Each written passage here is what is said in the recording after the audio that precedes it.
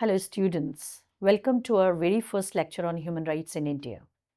This lecture marks the beginning of our journey into understanding one of the most important and powerful concepts of the modern world, that is, human rights.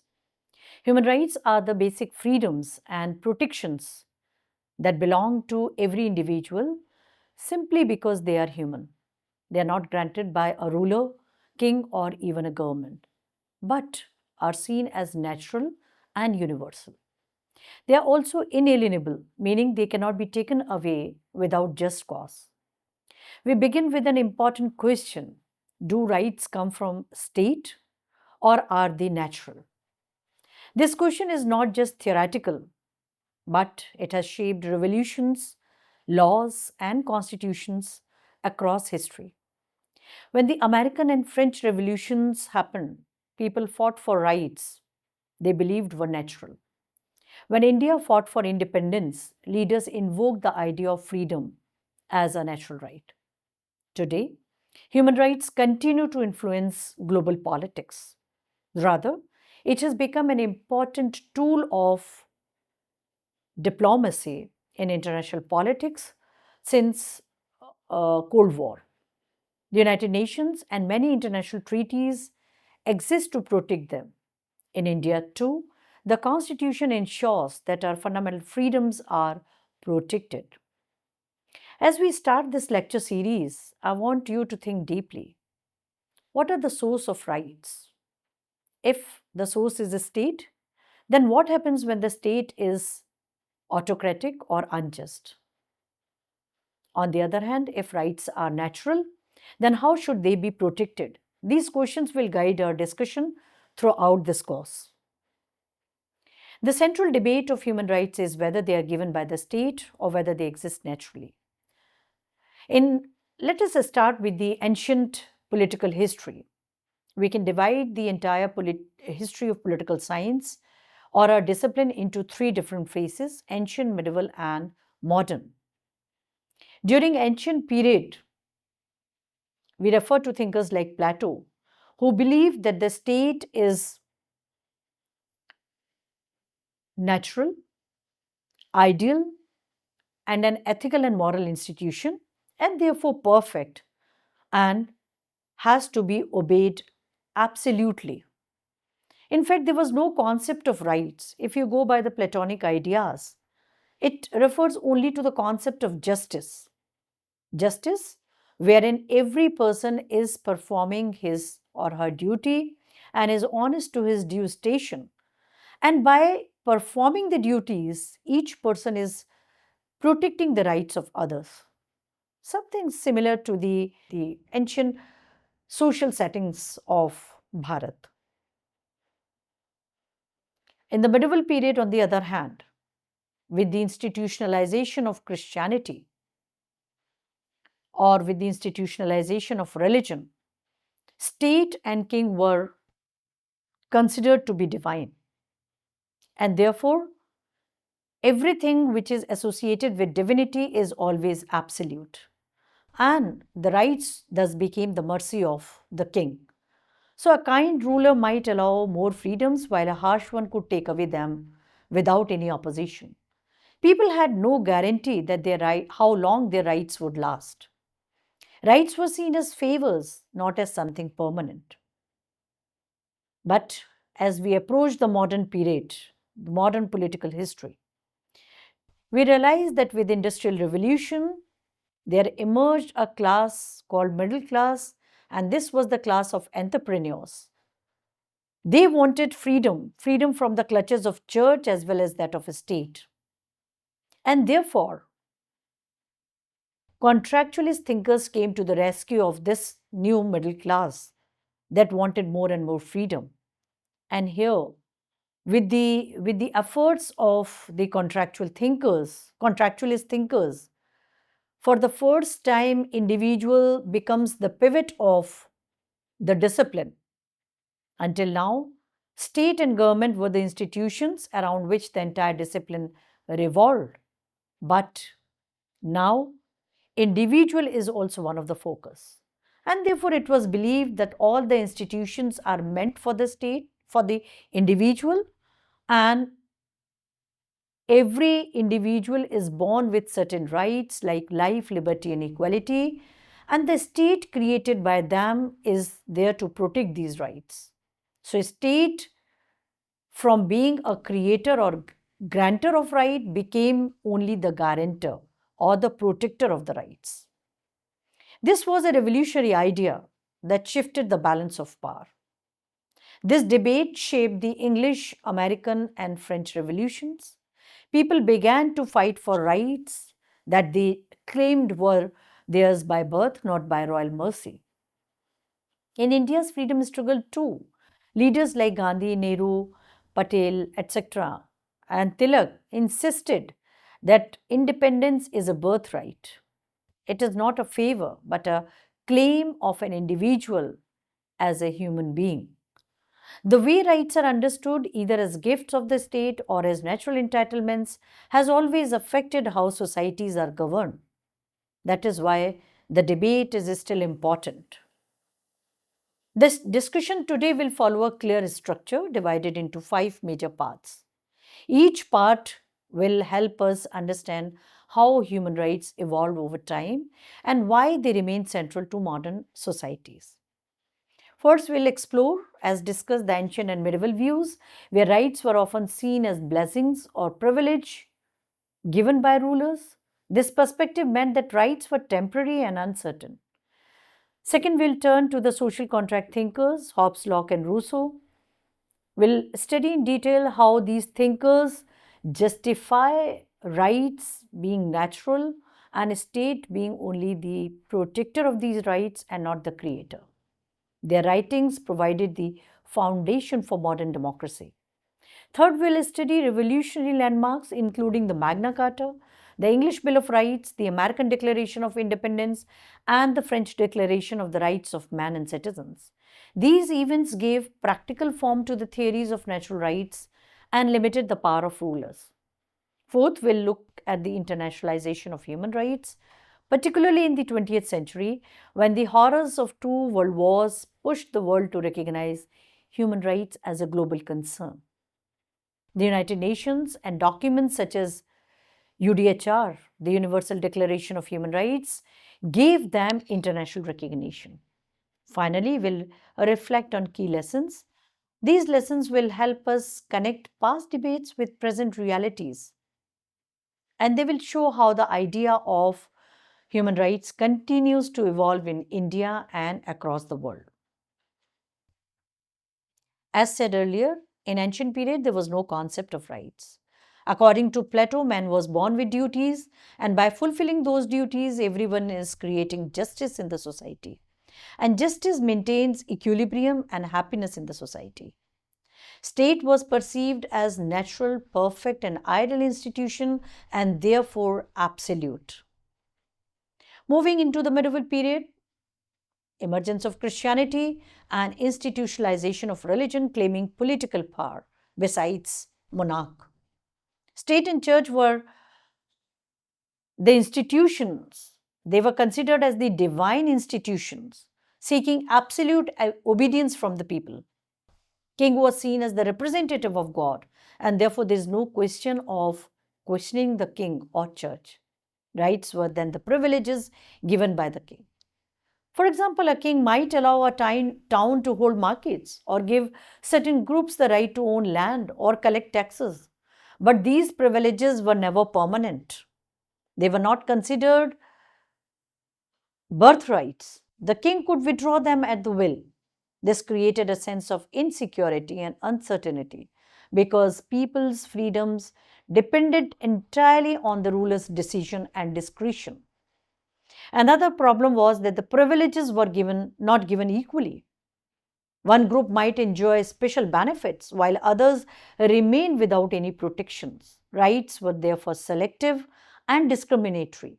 There was no notion that every human being, simply by existing, was entitled to freedom or dignity. This period shows us the deep inequality in society, the stratas, and the absence of rule of law. When we say rule of law, it means equality before law and equal protection by law. The law did not protect all people equally. but favored those who were close to power. Citizens lived in fear of losing even the small freedoms they enjoyed.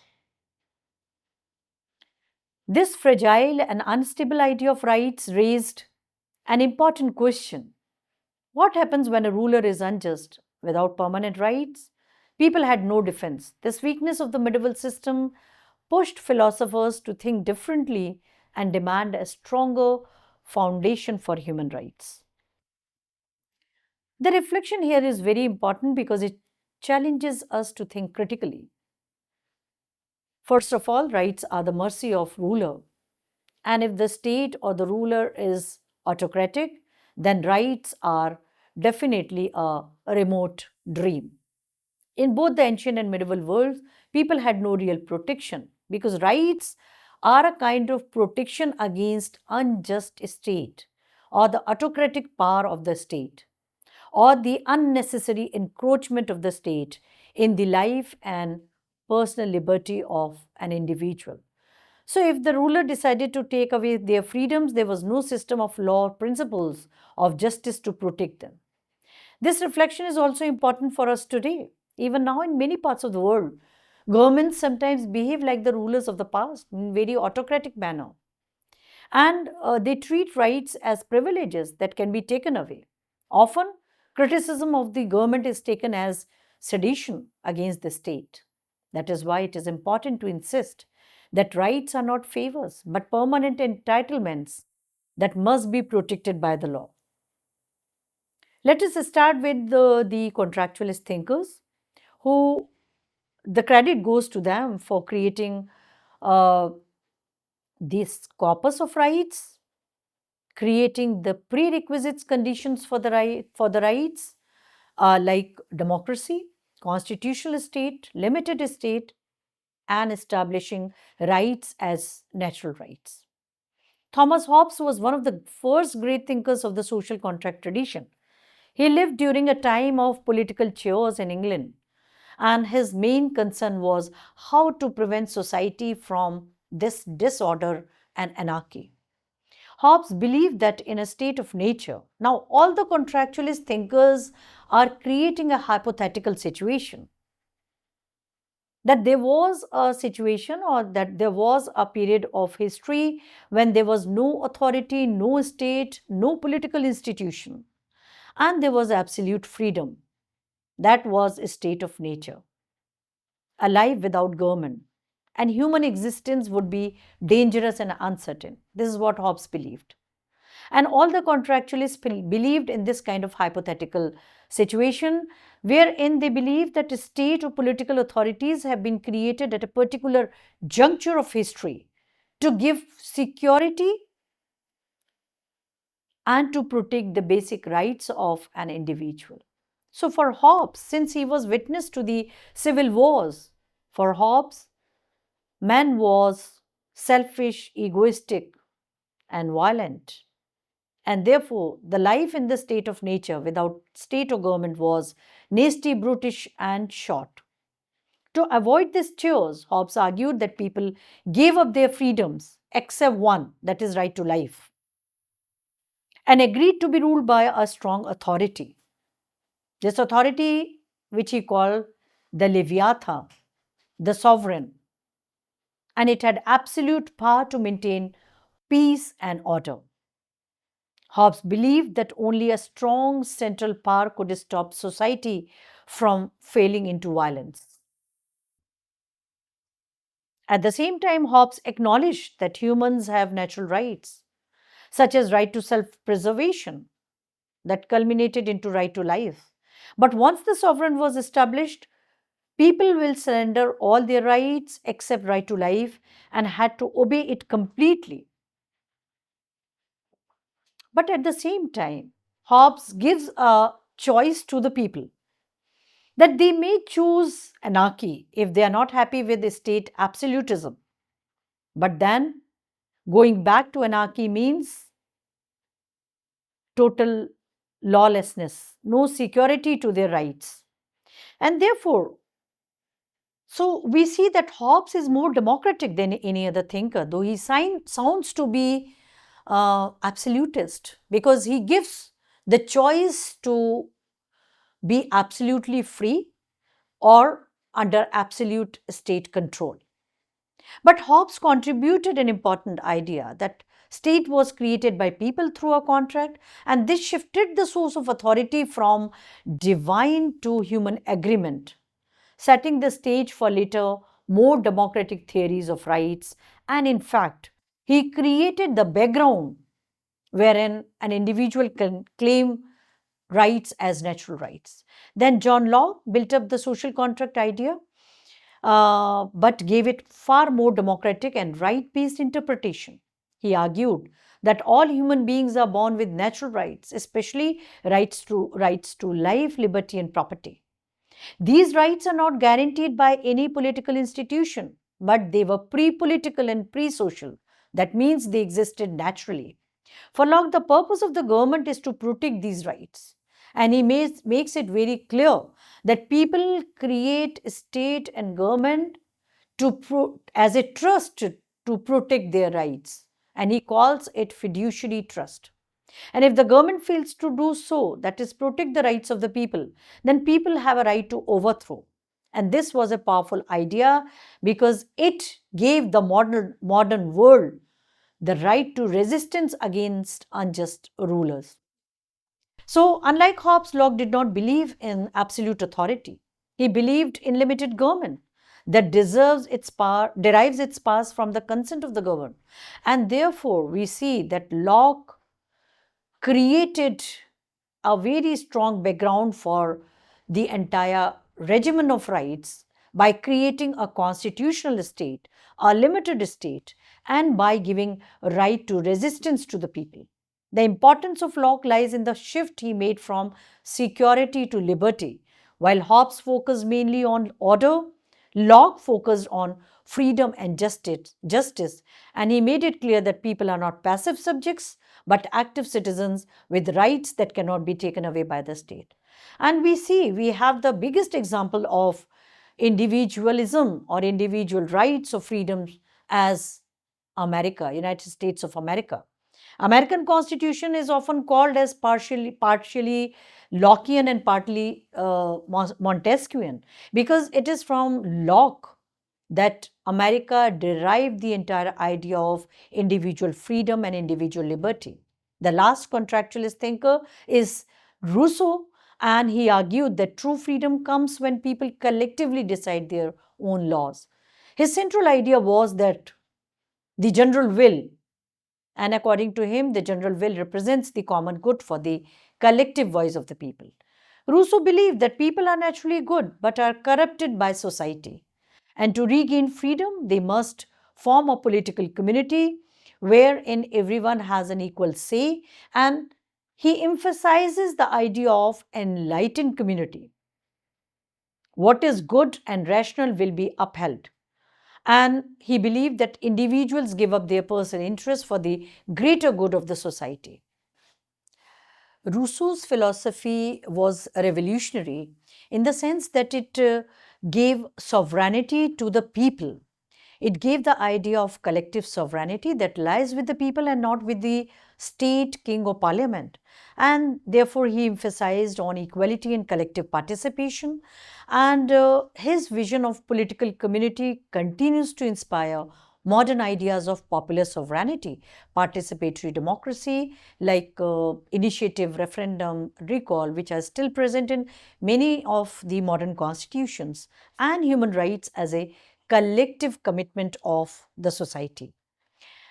Several historical landmarks gave practical form to the theories of natural rights, and one of the earliest was the Magna Carta of 1215 that limited the king's power. Magna Carta not only limited the king's power, but it also was a step towards establishing the rule of law. Then came the English Revolution of the 17th century, which produced the English Bill of Rights and brought about parliamentary supremacy, the supremacy of the representative form of government over monarchy, which is definitely a concrete step in the direction of crystallizing the rights of the people and protecting the rights of the people. It secured individual liberties. In 18th century, the 18th century, the world witnessed two major revolutions that shaped the modern human rights. The American Revolution of 1776 that declared all men are created equal and governments derive their power from the consent of the governed. It justified people's right to revolt against unjust ruler. And second was the French Revolution of 1789 that gave the Declaration of the Rights of Man and of Citizens, which proclaimed liberty, equality, and fraternity as universal principles. It challenged monarchy and established the foundations of modern citizenship. So, these revolutionary documents transformed human rights from abstract philosophy into legal and political practice, and they showed that the rights could not only be demanded but also institutionalized in laws and constitution, and thus together they mark the birth of modern democracy and the global human rights movement. The English Bill of Rights that of 1689 was a turning point in the sense that it established the supremacy of the parliamentary democracy over monarchy. It limited the monarchy uh, very strongly, granted freedom of speech in parliament, protected basic liberties of citizens, and became a model for constitutionalism. The late 18th century witnessed two declarations that reshaped the world's understanding of rights. American Declaration of Independence that justified revolution. It established right to life, liberty, pursuit of happiness as the natural rights, and then French Declaration of 1789 that gave the slogan of liberty, equality, and fraternity as the guiding principles of society. Both American and French declarations challenged monarchies, and they laid the foundation for representative form of government or democracies. And as we know, democracy is the prerequisite of human rights. If we want human rights, we need to have democracy. They cannot exist in vacuum or under dictatorship. Human rights need democratic political setup. We see that one thing I would like to emphasize here is that any philosophy, ideology, or concept is a reflection of the then existing social, economic, political, and cultural situation, and the intellectuals come to the rescue of the people either in support of change or in maintaining the status quo. The modern period starts with the Industrial Revolution. An Industrial Revolution created a new class of entrepreneurs, the capitalist class, which was also called the middle class. Now, this middle class wanted freedom from the clutches of state as well as church. And therefore, the social contractualist thinkers came to the rescue of this middle class by totally rejecting the prior existing notions about state and individual and, of course, rights. They totally rejected the idea that the state is either natural, perfect, ideal, or divine. According to these contractualist thinkers, state is a man-made institution, and also it added individual as the pivot of political and social activities and the pivot of discipline also. Therefore, the effort should be to maximize individual happiness. The entire purpose of a state, government, and various political social institution is happiness of man. And therefore, we should work in that direction. For the first time, besides the state and the government, individual also becomes the focus of the discipline, and man becomes the pivot of study. And the discipline of political science started becoming anthropocentric. Hence, the contractualist thinkers put forward the idea of hypothetical situation, and through this hypothetical situation, they established rights as pre-political, pre-social, and therefore natural, and that state is only there to protect the rights of the people.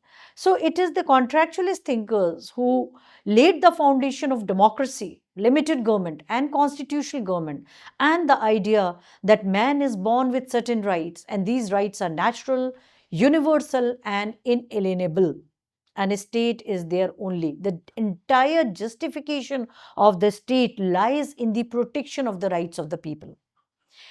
20th century brought unprecedented challenges to human rights. The devastation caused by two world wars showed the world the dangers of unchecked power, aggression, and the denial of human dignity.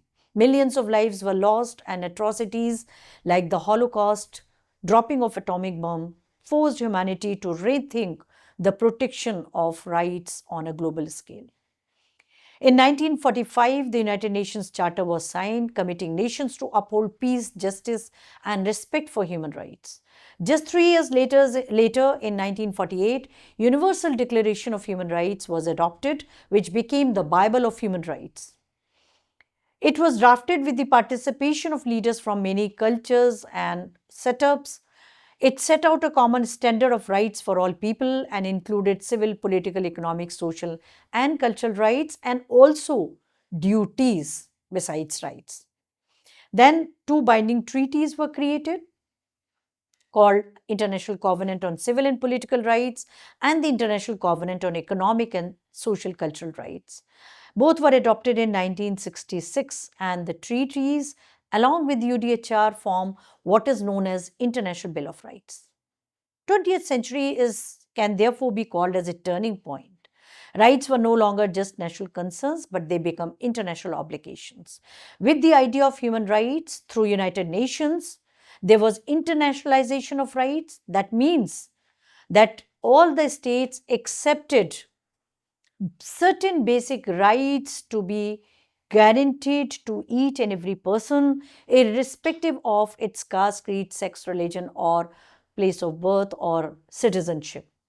And that if there is a serious scale violation of these basic rights, then states agree to international monitoring. There can be an international monitoring, there can be intervention. While 2 decades ago, any such intervention would have been totally rejected by the state, saying, "Shut up, this is my own domestic affair.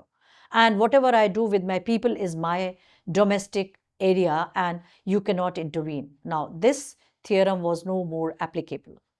But one thing that I would like to emphasize is that the picture is not as rosy as it appears to be. Though we laid the foundation of the modern human rights movement, we brought about crystallization and internationalization of human rights with United Nations, UDHR, and the two covenants. But the reality was something else. The states, particularly the European states, the erstwhile colonial masters, the colonial powers, and the superpowers of the 19th, 18th, 19th centuries were totally shattered, devastated economically and militarily because of the two world wars and their continuous resistance that they were facing from the colonies. And therefore, they were not in a position to fight another traditional war. So, they decided to create an institution under the garb of which they can avoid direct military confrontation or traditional warfare. But despite United Nations, the world witnessed what is called as Cold War, which was ideological warfare. It was not a military warfare, it was not a traditional warfare, but a war of ideologies, ideas, and its weapons were propaganda, espionage, and continuous competition for arms technology and space technology.